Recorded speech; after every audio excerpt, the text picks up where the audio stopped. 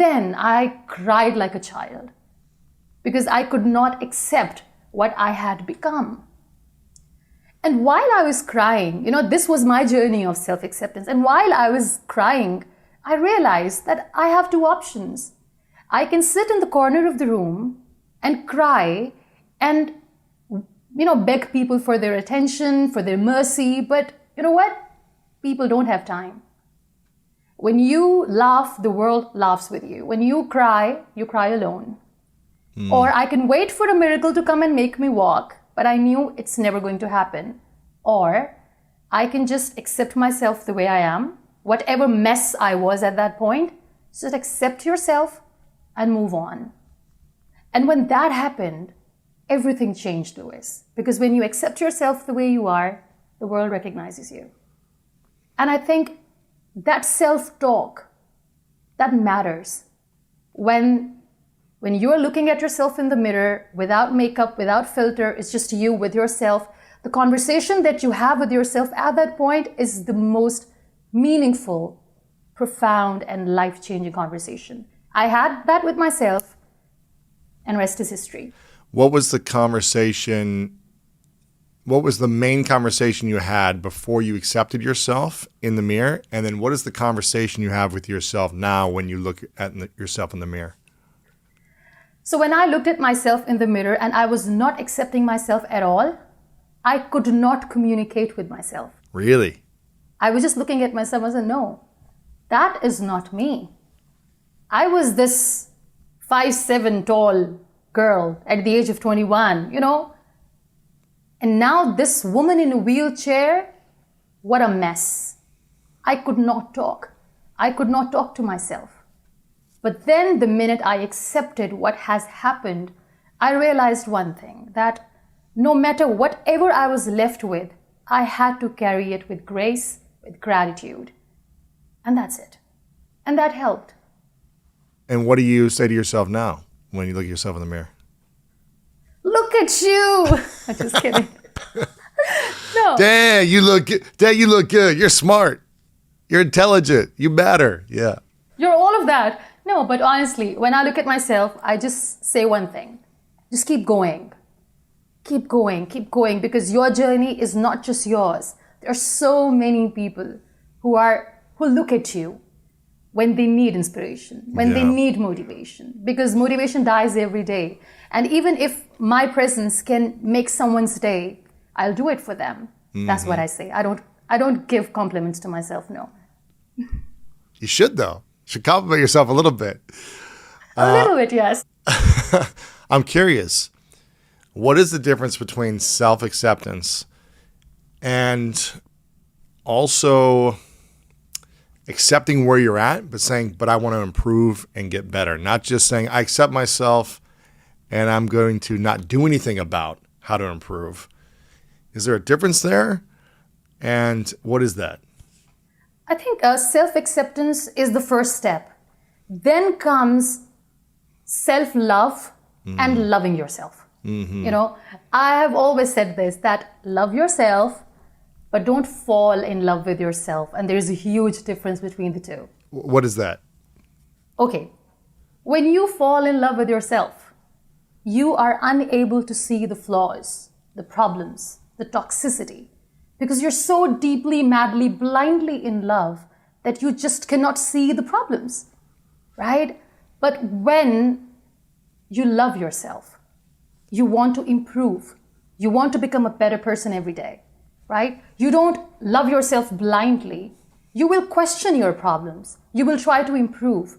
So love yourself, but don't fall in love with yourself. And that starts the minute you accept yourself the way you are. Then you become better. Then you try to become better. Love this.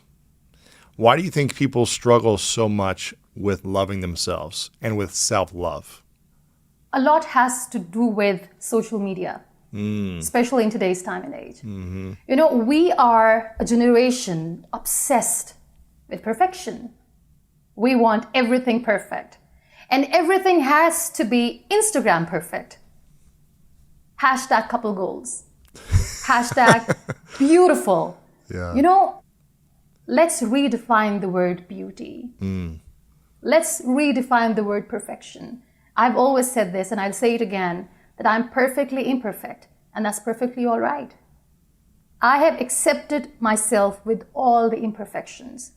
Things that I cannot change. The deformity that I have in my body, I cannot fix that. The scars that I have on my body, even though I'm healed, wounds and scars are still there. I'm not ready to change that. I'm okay with that. I've accepted. But what really makes me perfect is how I communicate with people. Am I kind enough? Am I compassionate enough? Am I considerate enough? That makes me perfect. That makes you perfect. And that's what it is. What would you say is the biggest challenge you face today? The biggest struggle that you're trying to overcome? Maybe it's something internally or externally. Is there anything that you're facing with now? Right now, not really. I think, but when this happened 14 years back, wheelchair is always, I don't know why, but it's always been a symbol of pain and suffering and weakness and, oh my God, poor girl.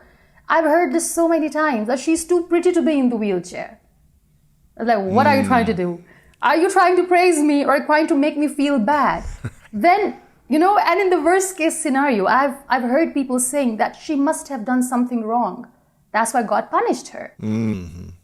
Why do you think so many people are broken in the world who maybe aren't in a wheelchair, who have able-bodied, let's say, don't have a disformed body or something, but they're broken? Where do you think that brokenness is coming from for so many people? Too many expectations from people. Too many expectations.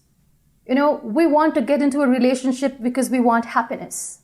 Mm-hmm. We want to feel complete, right? Soulmates. No, you are your own soulmate, period.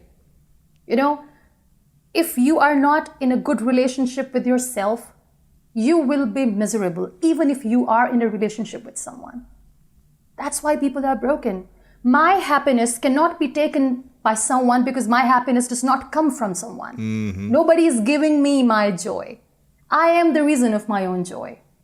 If we manage to understand this tiny little truth about life, we will heal. And time doesn't heal you, you heal you. You need to sit down with yourself and think, do you love yourself enough? And if you love yourself enough and you believe in self-love, no external force will ever be able to break you.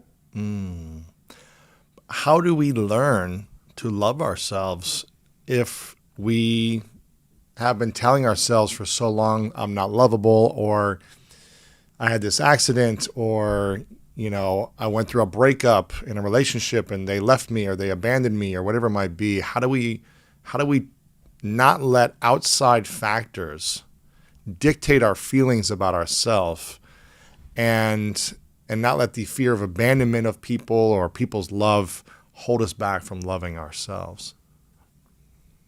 Yes, the fear of abandonment, we all have that. And we need to overcome this fear. I always say when wrong people leave, right things start to happen. Mm-hmm. And we all are living a life story. You have your own story. I have my story. My brothers have their story. My mother has her own story. And when you find yourself in the wrong story, just leave. If someone is not adding value to your life story, or if you are not adding value to someone's life story, leave. Sometimes it takes letting go to realize we're holding on to nothing. We are too busy clinging on to those relationships, which are not meant to be in our journey, and that's why I say that these people are so toxic. With time, they become so toxic for you that, your presence in their life is their only definition. Mm-hmm. And they will never want you to leave because they're so weak, they want to stay in your shadow. So you need to pick and choose. This person is toxic, leave. Liberate yourself by setting all these extra people free who do not belong to your journey. And these people will always weigh you down. And if there's something is weighing you down, how will you fly high? And fear of abandonment, if you can manage to overcome this fear, again, when you are on your own completely, that is where you will understand that solitude is very powerful. So powerful. It's very powerful. Yeah. Because even in that silence, you're having a conversation. I mean, there is no energy vampire around me. I'm on my own and I'm manifesting the best things for myself.